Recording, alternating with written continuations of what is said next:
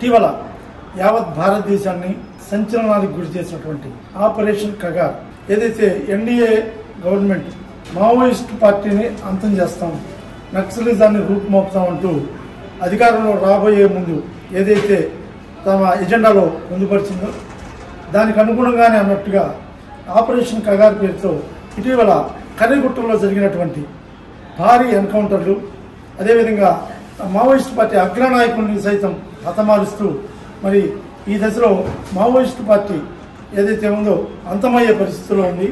అగ్రనాయకులు హతమయ్యారు. మరి కీలకమైనటువంటి సమాచార వ్యవస్థను కూడా ధ్వంసం చేశాం.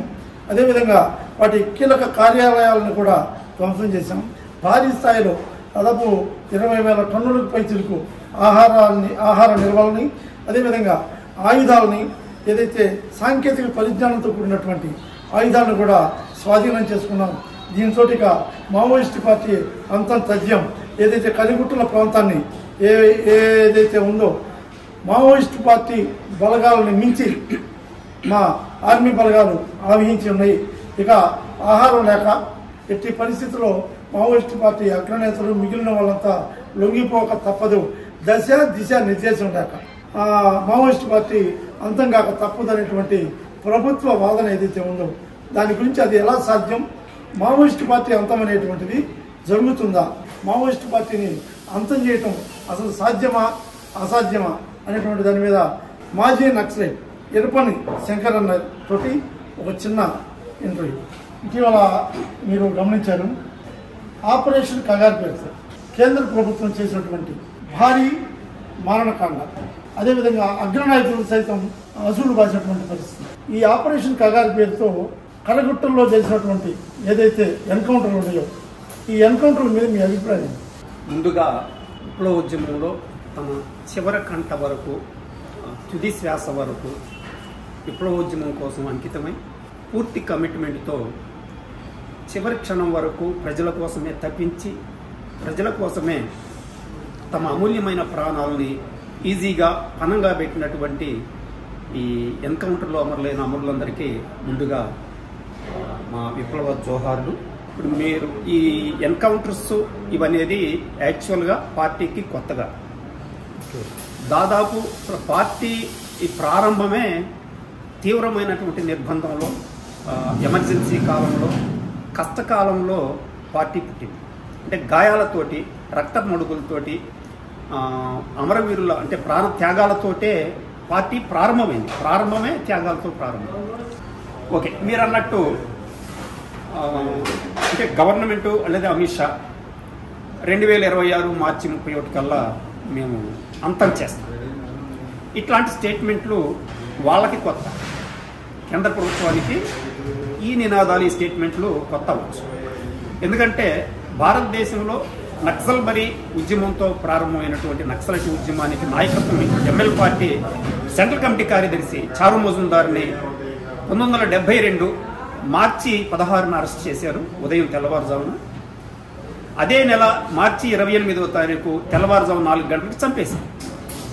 అంటే సెంట్రల్ కమిటీ కార్యదర్శిని పట్టుకొని చంపేయడంతో ఇక నక్సలైట్ ఉద్యమం భారతదేశంలో లేదు, అంతమైపోయిందని చెప్పి ఆ రోజు ఇందిరాగాంధీ ప్రకటించింది.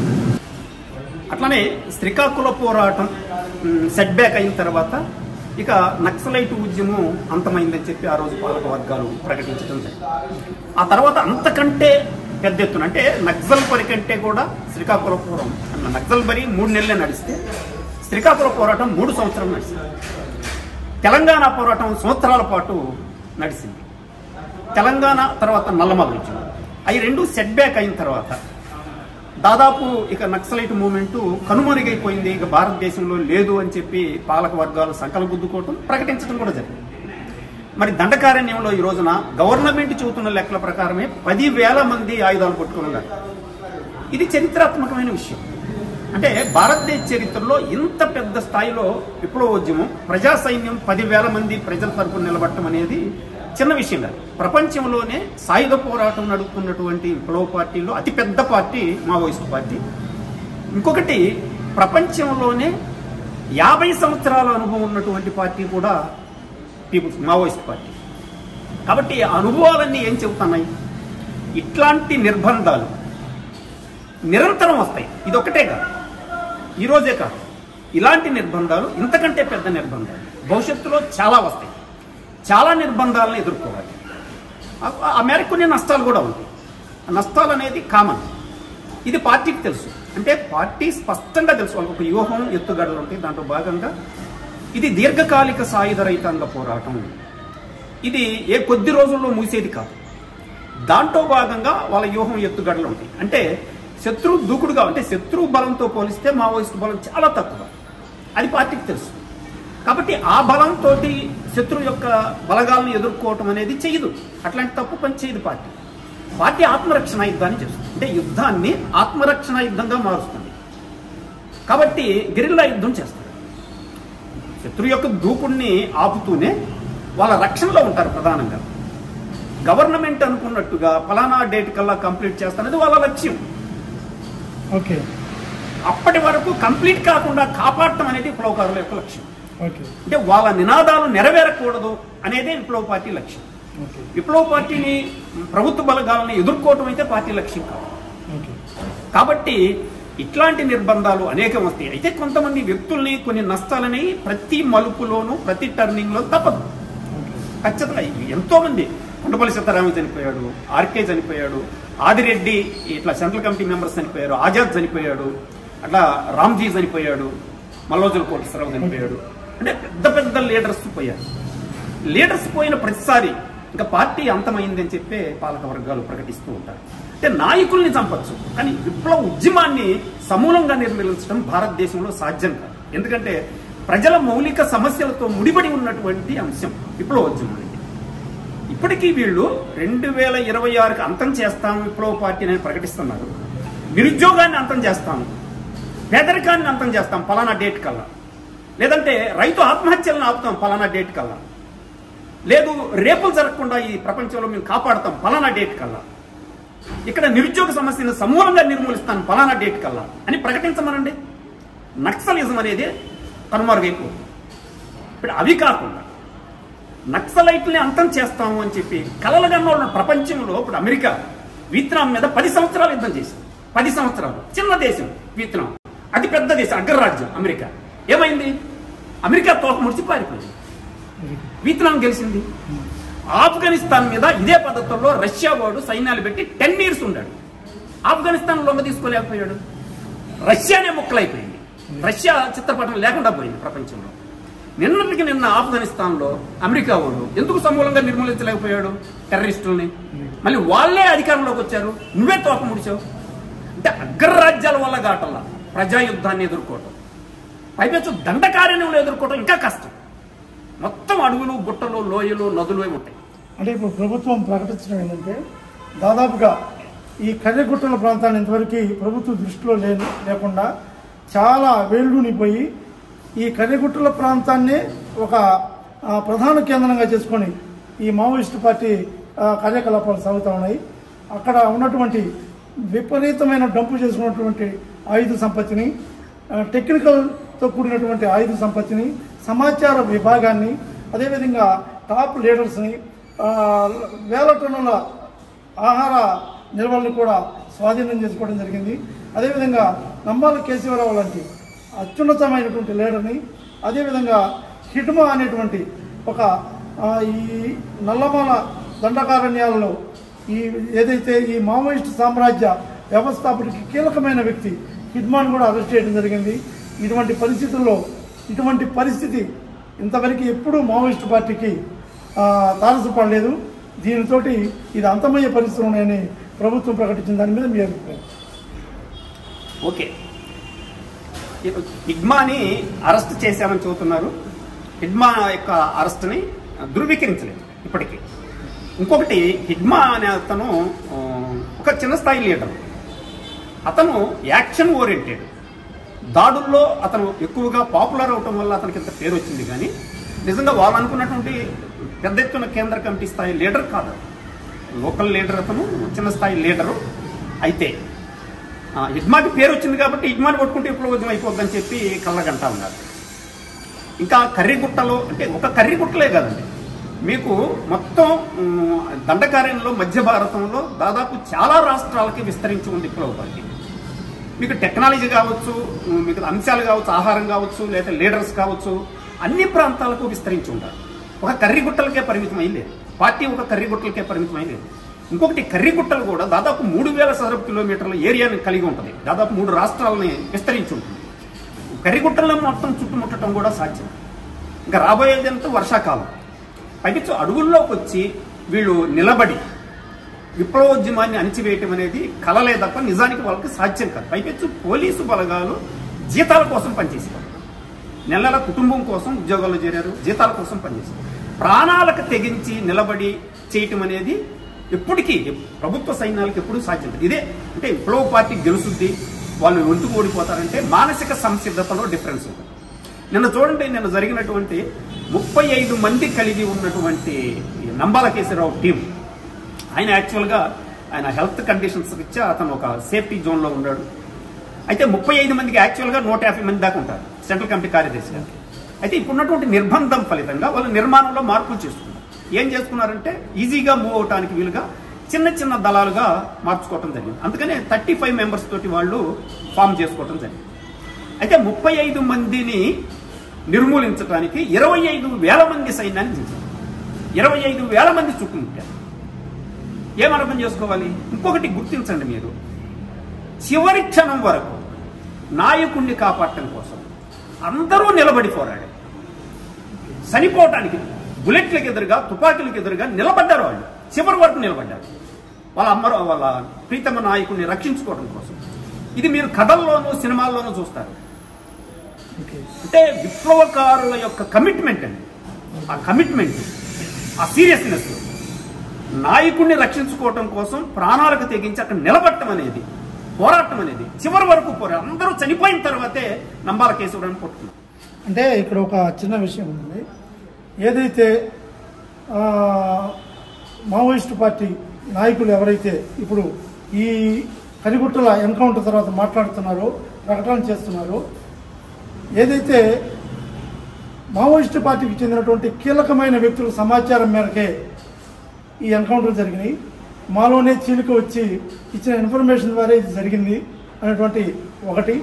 అదేవిధంగా ఎవరైతే నంబాల కేశవరావు గారు చనిపోయారో ఆయన రెడ్ పెన్ తోటి బలగాలు, ప్రభుత్వ బలగాలు చాలా బలంగా ఉన్నాయి, వీళ్ళని ఏరి మనల్ని చంపొచ్చు అనేటువంటి ఒక ఆయన రాసినటువంటి ఒక ఉత్తరాన్ని కూడా మీడియాలో చూపిస్తూ ప్రభుత్వం తీసుకున్నటువంటి ఒక తెలియజేస్తున్న ఒక ఆలోచన. దీన్ని బట్టి మీరేం మాట్లాడతారు? ఇక్కడ నిజంగా అంటే వాళ్ళు 35 మందిలో నుంచి దాదాపు 6 ఆ టీంలో నుంచి 6 బయటికి వెళ్ళి పోలీసులకి సరెండర్ అయ్యారు. వాళ్ళు అప్రూవర్గా మారారు, ఇన్ఫార్మర్గా మారి వాళ్ళు ఇచ్చిన సమాచారం మేరకే ఈ నంబాల కేశవరావు టీముని చుట్టుముట్టడం జరిగింది. నిజంగా వాళ్ళ సహకారమే లేకపోతే నంబాల కేశవరావుని వీళ్ళు చుట్టుముట్టి అంతం చేయటం అనేది సాధ్యమయ్యేది కాదు. ఆయన ఎక్కడ ఉన్నాడో, ఎలా ఉంటాడో తెలియదు, వాళ్ళ టీం ఎక్కడో తెలియదు. మొత్తం ఆనవాళ్ళన్నీ కూడా ఎక్కడ ఉన్నాడో, ఏ ప్లేస్లో ఉన్నాడో, ఎటు మూవ్ అవుతున్నారో మొత్తం ఇన్ఫర్మేషన్ వీళ్ళ ద్వారానే వెళ్ళింది. కాబట్టి దాని సహాయంతో వీళ్ళు ఆ ప్రాంతాన్ని చుట్టుముట్టి చేయటం జరిగింది. 35 మందిలో 25,000 మంది సైన్యాన్ని గాయపరచగలిగారు, వాళ్ళు నివారించగలిగారు. దాదాపు 5 ఎన్కౌంటర్లు జరిగినాయి. ఫస్ట్ ఒక 10 గంటల టైంలో 5 ఎన్కౌంటర్లు జరిగినాయి. 5 ఎన్కౌంటర్లో కూడా వాళ్ళు ముందుకు రాలేకపోయారు. తర్వాత 60 గంటలు ఎన్కౌంటర్ సమయం, 60 గంటలు. 60 గంటల్లో వీళ్ళకి నీళ్లు లేవు, ఆహారం లేదు.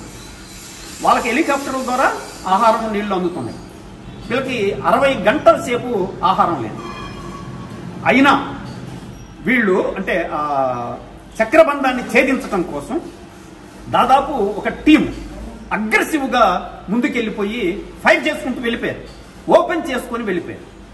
వాళ్ళు ఏం చేయలేకపోయారు. వీళ్ళు ఫైర్ చేస్తుంటే మొత్తం దాంకున్నారు పక్కెళ్ళి.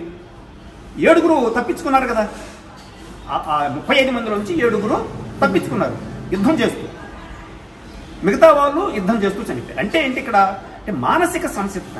చనిపోవటానికి ఏ క్షణంలో అయినా విప్లవకారులు సిద్ధంగా ఉంటారు, గవర్నమెంట్ సైనికులు సిద్ధంగా ఉంటారు. ఇది అంటే యుద్ధాన్ని వాళ్ళు ఓడించలేరు, విప్లవోద్యమాన్ని అంతం చేయలేరు. అటువంటి మానసిక సంసిద్ధత పాలక వర్గాలకు ఎప్పుడూ ఉండదు. త్యాగాలు చేయడానికి కాదు వాళ్ళు వచ్చింది, జీతాల కోసం, కుటుంబాల కోసం. కాబట్టి ఎవరి ప్రాణాలు వాళ్ళకి ముఖ్యమే. వాళ్ళు కూడా కింద తరగతి ప్రజలు, పేద కుటుంబాల నుంచి వచ్చిన వాళ్ళే. వాళ్ళు చనిపోవటం కూడా విప్లవకారులు అంగీకరించారు. ఇంకొక విషయం కూడా మీకు దాదాపు నెల రోజుల పైనే కాల్పుల విరమణ ప్రకటించారు. మీరు ఎక్కడా కూడా ప్రతిఘటన వద్దు ఆపండి అని చెప్పి సీరియస్ డెసిషన్ తీసుకున్నారు. బయట నుంచి పౌర సమాజం చర్చల పేరుతో మీరు అనుకూలంగా రండి వీళ్ళు స్వచ్ఛందంగా కాల్పుల విరమణ ప్రకటిస్తూ అలాంటి స్థితిలో చుట్టుముట్టి చంపడం అనేది అది వీరోచితం అనిపించుకోదు. అంటే ఇందులో మనం తీసుకోవాలి ఎలా అంటే ఇప్పుడు ప్రభుత్వం నిర్బంధం రైడ్ చేసి ఎన్కౌంటర్లతో అంతమొందించే పరిస్థితులప్పుడే శాంతి చర్చల గురించి మాట్లాడుతుంది మావోయిస్ట్ పార్టీ. విడిగా వాళ్ళు వీరోచితమైనటువంటి చర్యలతోటి మరి ప్రభుత్వాన్ని ఇబ్బంది పెట్టే పరిస్థితులు ఉంటాయి.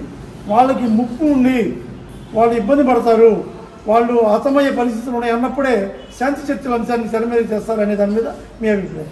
వాస్తవానికి ఛత్తీస్గఢ్లో బీజేపీ గవర్నమెంట్ ఎన్నికల్లో గెలిచిన తర్వాత శాంతి చర్చలకి వాళ్ళే ప్రపోజ్ చేశారు. ఫస్ట్ వాళ్ళే చేశారు. రియల్గా విప్లవ పార్టీ వైపు నుంచి అంటే బయట పౌర సమాజం ఫామ్ అయ్యి శాంతి చర్చలు జరగాల్సిన అవసరాన్ని బయట నుంచి వచ్చిన ఒత్తిడి కారణంగా ప్రజల అభిప్రాయాలకి వాళ్ళని గౌరవిస్తూ ఆ నిర్ణయం తీసుకున్నారు తప్ప ఇంకొకటి కూడా ప్రజలను చంపుతున్నారు. అక్కడ సైనికులకి టార్గెట్ ఇచ్చారు. ఈ టార్గెట్ చూపించడం కోసం వీళ్ళు డైరెక్ట్గా విప్లవకారులతో తలబడలేదు కనుక ఎవరు దొరికితే వాళ్ళని చంపేసి ఎన్కౌంటర్ జరిగింది, ఇంతమంది చచ్చిపోయారని సాధారణ ప్రజల్ని దాదాపు 200 మంది పైనే చంపేశారు. ఈ కగారు వారిలో సాధారణ ప్రజలు చనిపోతున్నారు అనేది ప్రపంచమంతా కలవరపడతాం. బయట ఉన్నటువంటి మేధావులు కావచ్చు, డాక్టర్లు కావచ్చు, ఇంజనీర్లు కావచ్చు, ఈ వీళ్ళందరూ తపన పడుతున్నారు. రేపు ప్రజలు అన్యాయంగా అమాయక ప్రజలు చనిపోతున్నారు ఈ యుద్ధం వల్ల. దాన్ని ఆపాలి అనే ఉద్దేశంతో వీళ్ళు ఒక కమిటీగా ఫామ్ అయి పౌర సమాజంగా ఏర్పడి వీళ్ళు శాంతి చర్చల కోసం ప్రయత్నం చేస్తుంటే దానికి అనుకూలంగా స్పందించడం జరిగింది. స్వచ్ఛందంగా కాల్పుల విరమని పాటిస్తున్నారు. వాళ్ళు యుద్ధానికి సిద్ధమైన పార్టీ అండి. నిర్బంధాలకేం కొత్త కాదు. గవర్నమెంట్ యొక్క నిర్బంధాలకి భయపడి చర్చలకైతే రావట్లేదు వాళ్ళు. అట్లాంటి చర్చల ప్రపోజల్ వాళ్ళు పెట్టలేదు. పౌర సమాజం ఒత్తిడి కారణంగా వాళ్ళు సిద్ధమయ్యారు. ప్రజల ప్రాణాలను రక్షించడం కోసం వాళ్ళు సిద్ధమయ్యారు. వాళ్ళు రక్షించుకోవడం కోసం అయితే 25,000 మంది చుట్టుముట్టినప్పుడు సరెండర్ అవ్వాలిగా, చచ్చిపోతామని తెలుసుగా, చనిపోవడానికి సిద్ధమయ్యారు తప్ప యుద్ధం చేస్తూ చనిపోయారు తప్ప వీరులుగా చనిపోయారు తప్ప పిరికి పందల్లా ఎక్కడా కూడా వెనకడుగు వేయలేదు. కాబట్టి చనిపోతాము అనేది మెంటల్గా 100% ప్రిపేర్ అయి ఉంటారండి.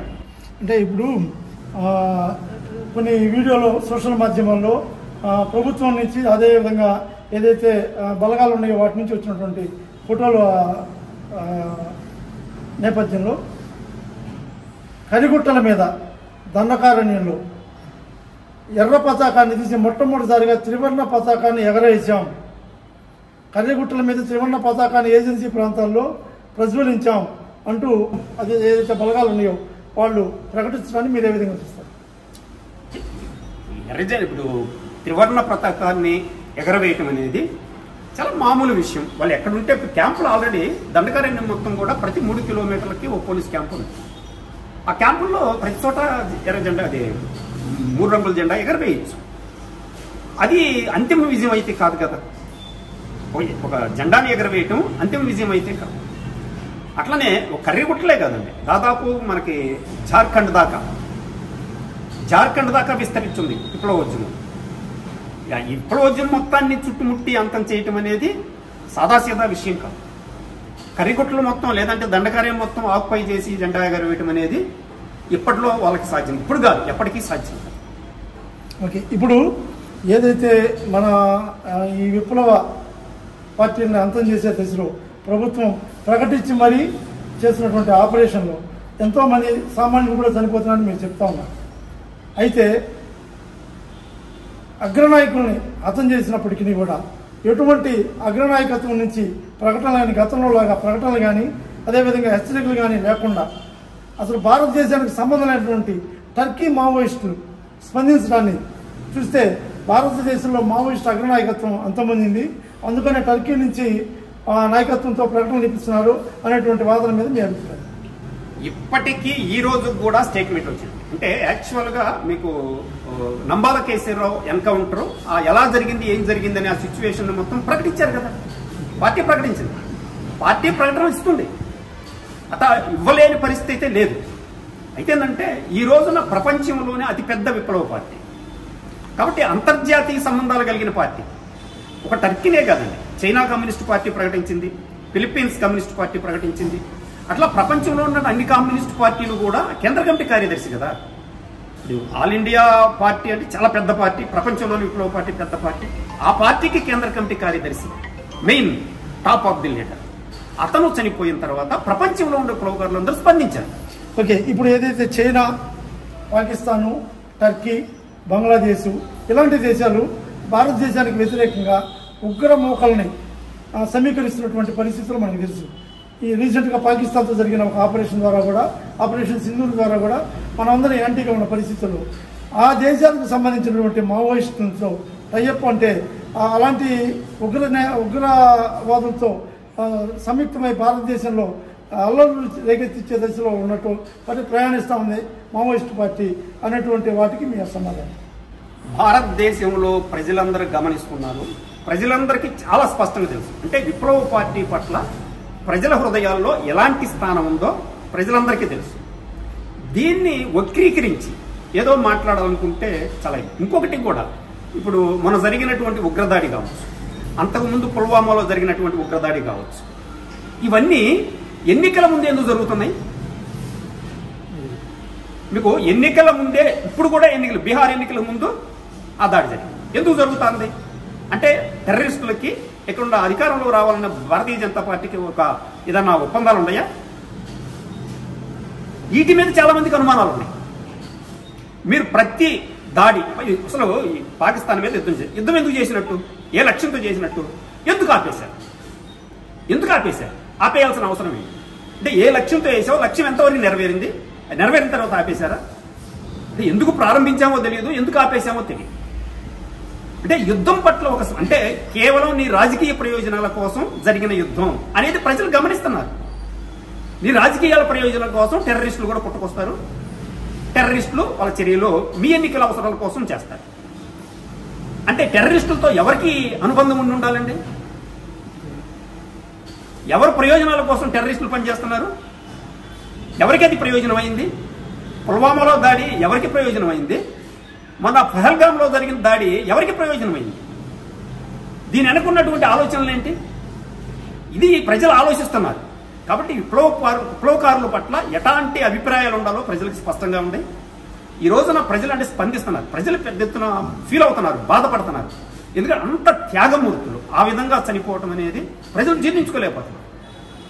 అందుకనే అవసరమైతే యుద్ధం ఆపేసి బయటికి రమ్మని కూడా ప్రజలు కోరుతున్నారు. అంటే ఇంకోటి, మీరు అన్నట్టుగా బలమైనటువంటి విప్లవ పార్టీలు, బలమైనటువంటి ఈ విప్లవ సామ్రాజ్యంలో ఇదివరకులాగా రిక్రూట్మెంట్లు కూడా జరగట్లేదు ఒకటి. అదేవిధంగా పెరుగుతున్నటువంటి సాంకేతిక పరిజ్ఞానం, ఏదైతే శాటిలైట్ వ్యవస్థలు ఉన్నాయో వీటి ద్వారా నిఘా పరిస్థితులు పెరిగి మావోయిస్టు పార్టీ జాడలన్నీ కూడా ప్రభుత్వాలు పసిగట్టి అంతమందించే దశలో ఒక అభద్రతతో విప్లవ పార్టీలు ఉన్నాయనే దాని మీద మీరు. ఒకటండి, ఎప్పుడూ కూడా విప్లవ పార్టీ భారతదేశంలో ప్రారంభించే నాటికి వ్యక్తులుగానే ఉండాలి. అప్పుడు గవర్నమెంట్ బలం ఎంత? గవర్నమెంట్తో పోలిస్తే వీళ్ళు వ్యక్తులే కదా. మరి వ్యక్తులై ఉండి ప్రపంచ సోషలిస్టు విప్లవాన్ని విజయవంతం చేసే లక్ష్యంతో వ్యక్తులు కలిసి ఆలోచించడం అనేది ఆ రోజు బలం ఎంత, ఎలా బలం ఎంత ఆలోచించండి. మరి అయినా నిర్మించారు కదా. అంటే ఎప్పుడూ కూడా సాంకేతికంగా కావచ్చు, బలంగా కావచ్చు, గవర్నమెంట్లే బలంగా ఉంటాయి. ఎప్పటి వరకు? వీళ్ళ బలం వాళ్ళ బల స్థాయికి వచ్చేంత వరకు. ఇది దీర్ఘకాలం జరిగేటువంటి సాయుధ రైతాంగ పోరాటం కాబట్టి సుదీర్ఘకాలం పట్టుద్ది. ఇప్పుడు విప్లవ పార్టీ బలం పెరుగుతుందా తగ్గుతుందా? ఇంకోటి మీరు అందే రిక్రూట్మెంట్. అంటే ఎట్లాంటి రిక్రూట్మెంట్ ఆగింది? ఇంతకుముందు విద్యార్థి కాలేజీల నుంచి, యూనివర్సిటీల నుంచి రిక్రూట్మెంట్ ఉండేది. అంటే నాయకత్వం అనేది చదువుకున్న వాళ్ళ నుంచి ఉండేది. ఇప్పుడు అది ఆగింది, అది నిజం. కానీ రిక్రూట్మెంట్ ఆగిందనేది నిజం కాదు. గ్రామీణ ప్రాంతాల నుంచి రిక్రూట్మెంట్ వస్తుంది. ఎవరైతే ప్రజలు ఉన్నారో దండకారణ్యంలో గిరిజన ప్రజలు, ఆ కుటుంబాల నుంచి రిక్రూట్మెంట్ వస్తుంది. కాబట్టి వాళ్ళు యుద్ధయూరులు పెద్ద ఎత్తున ఇప్పుడు 10,000 మంది ఉన్నారండి. ఈ యుద్ధం తర్వాత విప్లవ పార్టీ యొక్క శక్తి పెరుగుద్ది, ఇంకా పెరుగుద్ది. అంటే ఈ యుద్ధానుభవాల్లో నుంచి ఈ యుద్ధాన్ని భవిష్యత్తులో వచ్చే యుద్ధాలను ఎలా ఎదుర్కోవాలి, అందుకు అనుకూలమైన నిర్మాణ పద్ధతులు ఏంటి, నిర్మాణం ఎట్లా పెంచుకోవాలి అనేది ఆలోచిస్తున్న పార్టీ. ప్రతి పోరాటం నుంచి అనుభవాలు తీసుకుంటుంది, తను తాను సమీక్షించుకుంటుంది, సంస్కరించుకుంటుంది, అభివృద్ధి చెందుతుంది. ఇప్పుడు 10,000 మంది ఉన్నారు, రేపు 50,000 మంది, 1,00,000 మంది సైనికులుగా తయారవుతారు. రిక్రూట్మెంట్ ఎప్పుడు ఆగదు. విప్లవ పార్టీకి రిక్రూట్మెంట్ ఆగదు. అంటే స్టూడెంట్స్ నుంచి, పట్టణ ప్రాంతాల నుంచి రిక్రూట్మెంట్ ఆగిందనేది వాస్తవం. అట్లానే మీరు చెప్తున్నట్టు టెక్నాలజీ ఎప్పుడూ ప్రభుత్వానికి అనుకూలంగానే ఉంటుంది. ఎప్పుడు మీకు వియత్నాం వారిలో అమెరికా వాడిన టెక్నాలజీ చెప్తాను. నేను గెరిల్లా యుద్ధం చేస్తున్న ప్రజలతోటి యుద్ధం చేయలేక, సైనికులతో చేయలేక, సైనికులు లేకుండా మనుషులు లేని యంత్రాలతోటి యుద్ధం చేశారు. అంటే అవి కొండల్లో, రాళ్లలో, గుట్టల్లో, చెట్లు దాటి వెళ్ళిపోతాయి నడుచుకుంటూ. ఎక్కడ చెమట వాసన కనిపిస్తే అక్కడ టపటపట ఫైర్ చేసేస్తారు. అట్లా గెరిల్లాలను అంతం చేయడం కోసం ఒక కొత్త టెక్నాలజీ అమెరికా వాడు కనిపెట్టి అడవుల్లో వదిలాడు ఆ యంత్రాలను. ప్రజలేం చేశారు ఇది గమనించి యూరిన్ బాటిల్స్ యూరిన్ కవర్లో పెట్టి చెట్లకు కట్టేశారు. ఇవన్నీ కూడా టపటపట మొత్తం ఆ యూరిన్ బాటిల్స్ మొత్తం పేల్చేసారు. ఆయుధాలు అయిపోయిన తర్వాత ఆ యంత్రాలని ప్రజలు ధ్వంసం చేశారు. అందుకని ప్రజాశక్తి ముందు మీ టెక్నాలజీ ఎప్పుడు కూడా తెగదుడిపే. ఎక్కడైనా మీరు ఎంత టెక్నాలజీ అయినా వాడండి, మీరు పైనుంచి చూడండి, ఎక్కడి నుంచి చూడండి, వాళ్ళ స్థావరాలు తెలుస్తాయి, వాళ్ళ కథలెక్కలు తెలుస్తాయి. కానీ మీరు యుద్ధం చేయాలంటే మీరు వెళ్లాల్సిందే కదా. సైనికంగా మీరు అక్కడ ల్యాండ్ వార్ చేయాల్సిందే, అంతిమంగా ల్యాండ్ వార్ చేయాల్సిందే. అది కాకుండా టెక్నాలజీ అంతిమ నిర్ణయం చేయదు. అంటే యుద్ధాన్ని గెలిపించడంలో టెక్నాలజీ కీలకమైన పాత్ర పోషించదు. సైనిక శక్తే కీలకమైన పాత్ర పోషిస్తుంది, వాళ్ళ మానసిక సంసిద్ధతే కీలక పాత్ర పోషిస్తుంది. పోతే మీరు ఎప్పుడూ లేని విధంగా ఇంతవరకు భారతదేశంలో ఎన్నో ఎన్కౌంటర్లు జరిగినాయి, ఎన్నో ఇట్లా విప్లవ పార్టీల మీద ప్రభుత్వ నిర్బంధాలు జరిగినాయి. అయితే ఎక్కడైనా ఏదైనా విప్లవకారులు ఎవరైనా చనిపోయినప్పుడు, విప్లవ నాయకులు ఎవరైనా చనిపోయినప్పుడు వాళ్ళ బాడీల్ని ప్రజలకి ఎవరైతే కుటుంబ సభ్యులు ఉన్నారో వాళ్ళకి అప్పగించడం జరుగుతుంది. కానీ ఈసారి చాలా దానికి విరుద్ధంగా ఆ చనిపోయినటువంటి అగ్రనేతల బాడీల్ని, మావోయిస్ట్ బాడీల్ని కుటుంబ సభ్యులకి ఇవ్వడానికి నిరాకరిస్తూ వాటిని ప్రభుత్వమే దహనం చేసినటువంటి పరిస్థితి. ఇది ఎందుకు ఇలా జరిగిందంటారు? ఇక్కడ ఒక్క విషయాన్ని మనం అక్కడ అర్థం చేసుకోవాలండి. యాక్చువల్గా మోడీకి కానీ, అమిత్ షాకి కానీ, కేంద్ర ప్రభుత్వానికి కానీ నక్సలైట్ ఉద్యమాన్ని ఎదుర్కోవటంలో వాళ్ళ కొత్త. కానీ ఆంధ్ర రాష్ట్రంలో చంద్రబాబు నాయుడు వాస్తవానికి నక్సలైట్ ఉద్యమాన్ని ఎదుర్కోవటంలో ఎక్స్పీరియన్స్ ఉన్నటువంటి లీడర్ ఎవరన్నా భారతదేశంలో పాలక వర్గాల్లో ఉన్నాడు చంద్రబాబు నాయుడు. ఎందుకంటే కాంగ్రెస్ గవర్నమెంట్ ఉన్నప్పుడు ఎన్కౌంటర్ చేసి, బూటకపు ఎన్కౌంటర్లు చేసి వాళ్ళు మా మీద కాల్పులు జరిపారు కాబట్టి మేము కాల్పులు జరిపాం, ఆ కాల్పుల్లో చచ్చిపోయాడని ప్రకటించేవాళ్ళు. కానీ ఎన్టీ రామారావు వచ్చిన తర్వాత, చంద్రబాబు నాయుడు వచ్చిన తర్వాత అసలు అరెస్ట్ చేసి, చంపేసి, శవాలను మాయం చేసేసి మేము అరెస్ట్ చేయలేదని చెప్పి ప్రకటించడం అంటే కొత్త కొత్త పద్ధతుల్ని వాళ్ళు ప్రవేశపెట్టి మిస్సింగ్ చేసి, ఇట్లాంటి పద్ధతులు. అట్లానే ఇక్కడ మీకు శవాలని లేకపోతే ఆ మృతవీరుల మృతదేహాలని ఎందుకు ఇవ్వలేదు? యాక్చువల్గా ఇవ్వటానికి సిద్ధమయ్యారు, కొంతమందిని ఇచ్చారు కూడా. కానీ ఆంధ్ర రాష్ట్రంలో మాత్రం ఇవ్వటానికి సిద్ధంగా. ఎందుకని? ఇక్కడ అధికారంలో చంద్రబాబు నాయుడు ఉన్నాడు. చంద్రబాబు నాయుడు సస్యమిరా అంగీకరించడు. చంద్రబాబు నాయుడు వ్యతిరేకించిన కారణంగానే ఆ మృతదేహాలను ఇవ్వలేదు. ఆ మృతదేహాలను ఇవ్వకపోవటానికి ప్రధాన కారకుడు చంద్రబాబు నాయుడు. ఎందుకని? మృతదేహాలు వస్తే ఆంధ్ర రాష్ట్రంలో పెద్ద ఎత్తున ప్రజలు సమీకరించబడతారు. ఆ అమరవీరుని చూడటం కోసం విప్లవ ప్రజానీకం, విప్లవ అభిమానులు పెద్ద ఎత్తున సమీకరించబడతారు. అది చూసి జీవించగలిగిన పరిస్థితి చంద్రబాబు నాయుడు దగ్గర. అంటే తిరిగి విప్లవ భావజాలం తిరిగి మళ్ళీ పుట్టే పరిస్థితి, మళ్ళీ తిరిగి జనించే అవకాశం, కొత్త కొత్త అంటే యువతరంలో ఒక కొత్త భావవేశాలు పెచ్చరిల్లే అవకాశం ఉంటుంది. విప్లవోద్యమానికి అనుకూలమైనటువంటి పరిస్థితి. అలాంటి పరిస్థితి ఉండకూడదు అనేటువంటి ఉద్దేశంతో చంద్రబాబు నాయుడు వ్యతిరేకించిన కారణంగానే మృతదేహాలను ఇవ్వలేదు. లేదంటే మృతదేహాలను చాలా మందికి ఇచ్చారు వాళ్ళు, కానీ ఆంధ్ర రాష్ట్రంలో మాత్రమే ఇవ్వాలి. అయితే ఎవరైతే ఈ మృతుల కుటుంబ సభ్యులు ఉన్నారో వాళ్ళు హైకోర్టుకి వెళ్ళి ఒక స్టే తెచ్చుకోవడం జరిగింది, బాడీలను అప్పగిస్తుంది. హైకోర్టులో వేయడం జరిగింది. అయితే వాళ్ళు కూడా ఆ కాగితం తీసుకుని వెళ్ళగా వాళ్ళు బాడీలు ఇవ్వకపోగా వాళ్ళే ఖననం చేసిన పరిస్థితి. అయితే ఈరోజు నిన్న జరిగినటువంటి హైకోర్టు ఆర్గ్యుమెంట్లో ఎవరైతే కేంద్ర బలగాలు హతమార్చినటువంటి బాడీని మాకు ఇవ్వలేదు, ఆ అధికారుల మీద చర్యలు చేపట్టినట్టు కుటుంబ సభ్యులు వెళ్ళినటువంటి ఏదైతే కోర్టుకు వెళ్ళిన విధానం ఉందో దాన్ని హైకోర్టు తప్పుపడుతూ అధికారులదే కరెక్టు, మీకు ఇచ్చేటువంటి మీకు దాని గురించి ఇక్కడ అడిగే పరిస్థితి ఇక్కడ కాదు, మీరు ఏదైనా ఉంటే సుప్రీంకోర్టు వాటిని చేర్చుకోమని కొట్టేసినటువంటి పరిస్థితి. దీని ఎట్లా ఇక్కడ చాలా స్పష్టమండి. అంటే విప్లవ పార్టీ ఫస్ట్ నుంచి చెప్తాంది ఇదంతా పాలక వర్గాల్లో భాగం. కోర్టులు కూడా ఈ వర్గ దోపిడీలో భాగం. కాబట్టి పాలక వర్గాలు ఏది నిర్దేశిస్తే వాటికి అనుకూలంగానే కోర్టులు కూడా వ్యవహరిస్తాయి అని చెప్పేది ఇప్పుడు రుజువైంది మరొకసారి. కాబట్టి కోర్టులు ప్రత్యేకంగా స్వతంత్ర ప్రతిపత్తి కలిగి లేవు, రాజకీయ ప్రయోజనాలకు లోబడి మాత్రమే పనిచేస్తాయి. కంటెంప్ట్ ఆఫ్ ది కోర్టు, నువ్వు ఇచ్చినటువంటి తీర్పుకి వ్యతిరేకంగా వాళ్ళు ప్రవర్తించినప్పుడు దాని మీద నేను చర్య తీసుకోలేను, నా వల్ల కాదు, కాబట్టి మీరు అక్కడికే వెళ్ళండి అని అంటే నీ యొక్క వర్గ స్వభావాన్ని, కోర్టుల యొక్క వర్గ స్వభావం ఏంటనేది ఈ సందర్భంగా బయటపడతారు. ఖచ్చితంగా ప్రజలకి వ్యతిరేకమైనటువంటి పాలక వర్గాల సేవ చేయడానికి కోర్టులు ఉన్నాయి అనేది ఈ సంఘటనతో మనకు అర్థమైంది. ఓకే, ఇక్కడ మన చీరాల ప్రాంతంలో సజ్జా వెంకట నాగేశ్వరరావు అనేటువంటి ఒక అగ్రనేత కూడా చనిపోవడం జరిగింది. ఆయనతో మీకు ఏమైనా అనుబంధం ఉంది? ఎలాంటి పరిస్థితి? అంటే ఈ ప్రాంతానికి చెందిన వ్యక్తి కాబట్టి యాక్చువల్గా అతను ప్రకాశం జిల్లా ఉద్యమంలో నుంచి రిక్రూట్ అయిన వ్యక్తి కాదు. ఓకే, ఇతను 10th క్లాస్ అయిపోయిన తర్వాత గుంటూరు పాలిటెక్నిక్ కాలేజీలో జాయిన్ అవ్వడం. అప్పటికే గుంటూరు పాలిటెక్నిక్ విప్లవ కేంద్రంగా ఉంది. ఓకే, కనుక అక్కడికి వెళ్ళిన ప్రతి ఒక్కరు కూడా విప్లవ రాజకీయాలకి అనుకూలంగా ఆకర్షించబడటం అనేది, స్పందించడం అనేది జరుగుతుంది. అట్లా అతను విప్లవోద్యమంలోకి ఆకర్షించబడ్డాడు. విప్లవోద్యమంలోకి అతను ఫుల్ టైమర్గా మారి విప్లవ పార్టీలోకి రావడం జరిగింది.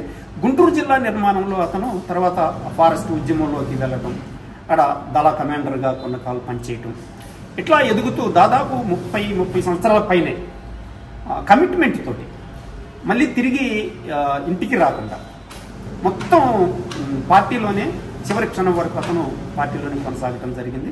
ప్రజెంట్ అయితే యాక్చువల్గా మనకు వస్తున్న వార్తల ప్రకారం అతను పత్రికా రంగంని కీలకంగా చూస్తున్నాడు. జంగ్ అనేటువంటి యుద్ధ పత్రిక, అది జంగ్ అనేది. ఆ పత్రిక బాధ్యతలు కంప్లీట్గా అతనే చూస్తున్నట్టుగా ఉన్నాడు. కాబట్టి సెంట్రల్ కమిటీ కార్యదర్శితోటి టీంతో కలిసి ఉండటం అనేది జరిగింది.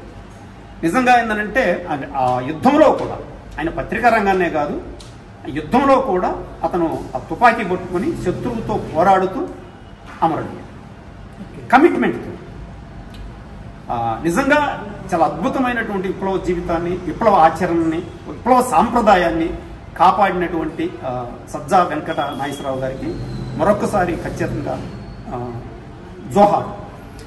చివరిగా మీరు చెప్పండి, ఇప్పుడు ఏదైతే ఈ విప్లవ నిర్బంధం ఏదైతే జరుగుతుందో, కరగుట్టల ఆపరేషన్ ఖగా పేరుతో జరుగుతున్నటువంటి ఈ యొక్క ఆపరేషన్ని ద్వారా మావోయిస్ట్ పార్టీ అంతమైపోద్ది, పలానా టయానికల్లా మేము మావోయిస్ట్ పార్టీని క్లీన్ చేస్తామని చెప్పి కేంద్ర ప్రభుత్వం ఏదైతే ప్రకటించిందో అది సాధ్యమా అసాధ్యమా? దీనికంటే ముందు మనకు తెలిసి, దీనికంటే ముందు గ్రీన్ హంట్ అని స్టార్ట్ చేశారు. ఓకే, గ్రీన్ హంట్ లో కూడా సమూలంగా నిర్మూలించడం కోసమే ఆ లక్ష్యంతోనే స్టార్ట్ చేశారు. ఏమైంది గ్రీన్ హంట్? ఒకటి. తర్వాత ఆపరేషన్ సమాధానం అనే పేరుతో ఇదే బీజేపీ స్టార్ట్ చేసింది మరొక ఆపరేషన్. ఆపరేషన్ లో కూడా టార్గెట్ పెట్టుకొని చేశారు, టైం పెట్టుకొని చేశారు. మరి అదెందుకు క్లోజ్ అయింది? మరలా కగారు ఎందుకు అవసరమైంది? ఇప్పుడు మళ్ళీ కగారు పేరుతోటి డేట్ ఇచ్చేలా మళ్ళీ చెబుతున్నారు. ఇట్లాంటి ప్రకటనలో చారు మజుందార్ని చంపినప్పటి నుంచి, లేదా అల్లూరి సీతారామరాజుని చంపిన దగ్గర నుండి, లేదా భగత్ సింగ్ని చంపిన దగ్గర నుంచి ఇక్కడ పాలక వర్గాలు ప్రకటిస్తూనే ఉన్నాయి. కానీ ప్రకటించిన పాలక వర్గాలు అధికారంలో లేకుండా పోయారు.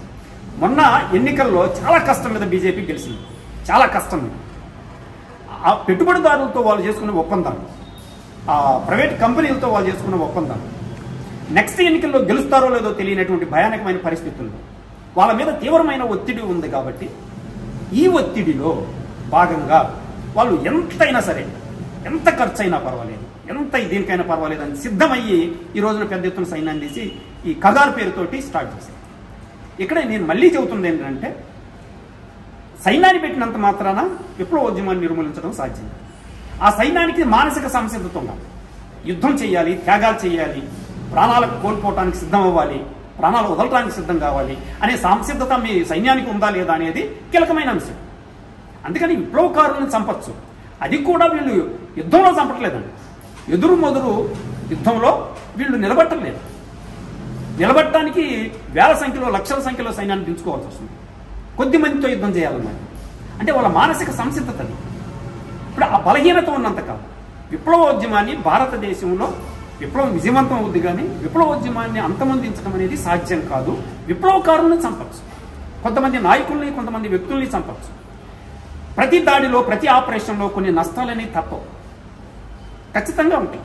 మీరు ఒక మాట చెప్పారు, ప్రభుత్వం మళ్ళా గెలుస్తామో లేదో అనేటువంటి ఆలోచనతో కొంతమంది ఒత్తిడితోటి ఈ ఆపరేషన్ చేస్తున్నాను. ఎవరు ఒత్తిడి ఉండొచ్చు, ఎవరికి ఈ ఒత్తిడి ద్వారా ప్రభుత్వం కాకుండా ఇంకెవరికి ఆదాయం ఉండొచ్చు? చాలా క్లియర్ అండి. ఇప్పుడు మనకి గుజరాత్కి సంబంధించినటువంటి కార్పొరేట్ కంపెనీలు ఆదాని, అంబానీ, ఇట్లానే ఎన్రాన్ కంపెనీ, అమెరికా సామ్రాజ్యవాద కంపెనీలతోటి వీళ్ళు ఈ ఒప్పందాలు చేసుకోవటం జరిగింది. ఆ ఒప్పందాలు నెరవేర్చలేని పరిస్థితి. నెక్స్ట్ గెలుస్తారో లేదో అనేటువంటి భయాలు వాళ్ళకుండే. పాలకవర్గాలు అంటే పెట్టుబడిదారులు, ఈ ప్రైవేట్ కంపెనీలు. ఇప్పుడు మీరు ఏదైతే కార్పొరేట్ కంపెనీలు చెప్పారో వాళ్ళకి ఈ నక్సలిజం వల్ల వచ్చిన ఇబ్బంది ఏంటి, వాళ్ళు ఎందుకు దీన్ని నిర్మూలన కోరుకుంటున్నారు? ఈ ప్రపంచ ప్రజలందరికీ తెలిసిన విషయం.